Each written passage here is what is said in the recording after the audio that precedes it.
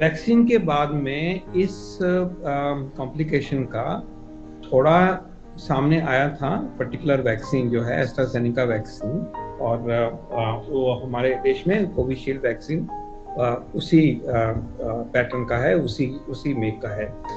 लेकिन हम ये एश्योर करना चाहेंगे कि ये जो समस्या पैदा हुई एस्ट्राजेनेका वाले वैक्सीन में, यूरोप में, बाहर के देशों में हुई, और ये देखा गया कि वहाँ पे जो उनका रहन सहन है, जो उनकी बॉडी है, जेनेटिक्स है, उसकी वजह से किसी हद तक ये यंगर पॉपुलेशन में इसको आने का एक पर्टिकुलर रिस्क दिखाई देता है। लेकिन जब यही डेटा हमने इंडिया में देखा और सिस्टमेटिकली देखा, हजारों केसेस को एग्जामिन करके देखा, तो भारतवर्ष में जब हम वैक्सीन लगा रहे हैं तो इसका जो इंसिडेंस है, इसका जो होना है, वो लगभग नेग्लिजिबल है।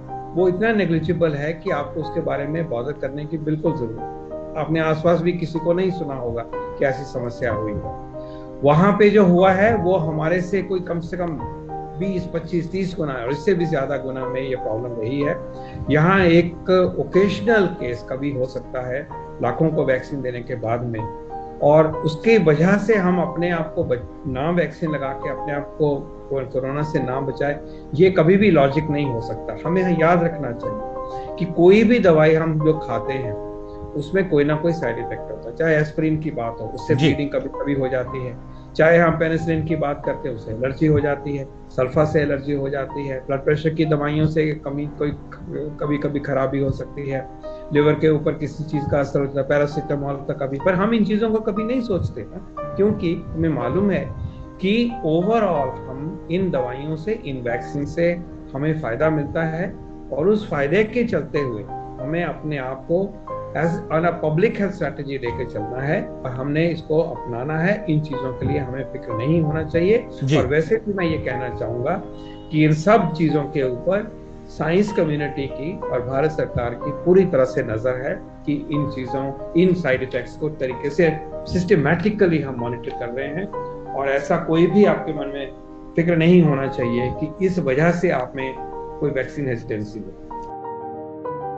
ये बात पहले भी देखी गई है कि जो हम अगर प्लॉटिंग की बात करें तो अब हम देखते हैं कि यूरोपियन की और यूएस पॉपुलेशन के के कंपैरिजन में जो हमारी पॉपुलेशन है उसमें पहले भी जो क्लॉटिंग होती थी ऑपरेशन के बाद वो कंपैरेटिवली कम होती है।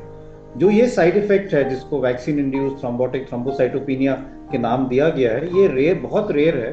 और जब भारत में इसका एवेल्युएशन किया गया तो ये पाया गया कि जितना वो रिपोर्टेड है यूरोप में उससे भी कम मात्रा में यहाँ पे देखा जाता है। और जैसे अभी डॉक्टर पॉल ने बताया कि ये एक बहुत रेयर साइड इफेक्ट है, और इसलिए हमारे यहाँ तो बहुत गिने चुने लोगों में ही ये पाया गया है। इसलिए मैं यही कहूँगा कि ये जो साइड इफेक्ट है इसके घबराना नहीं है, ये इसके लिए पूरा ट्रीटमेंट भी है, और हम अगर इसको जल्दी डायग्नोज कर ले तो इसका ट्रीटमेंट भी हो सकता है। जो क्योंकि अब इसके बारे में ज़्यादा जानकारी लिटरेचर में आई है, इसलिए इसका इलाज है। लेकिन पहली चीज ये समझनी चाहिए कि ये बहुत रेयर साइड इफेक्ट है वैक्सीन का, और इसलिए इसको ज्यादा लेके फिक्र नहीं करने की जरूरत है।